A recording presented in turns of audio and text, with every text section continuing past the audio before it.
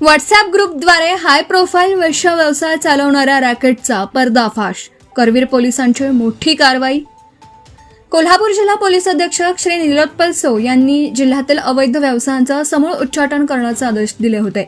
या मोहिमेअंतर्गत करवीर पोलीस ठाण्याच्या गुन्हे शोध पथकाने मोठी कारवाई करत एका हाय प्रोफाईल वेश्या व्यवसायाचा भांडाफोड केला आहे.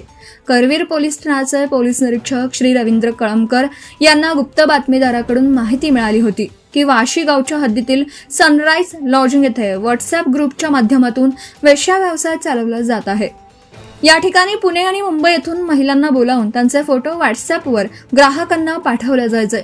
या माध्यमातून कोल्हापुरातील सधन व्यक्तींना जाळ्यात ओढून कुंटणखाना चालवला जात होता.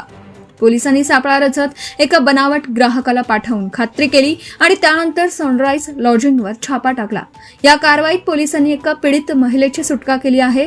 या प्रकरणी पोलिसांनी दोघांना ताब्यात घेतलं असून बाकीचे दोघे फरार आहेत. या प्रकरणी पोलिसांनी त्या व्यक्तीविरुद्ध गुन्हा दाखल केला आहे.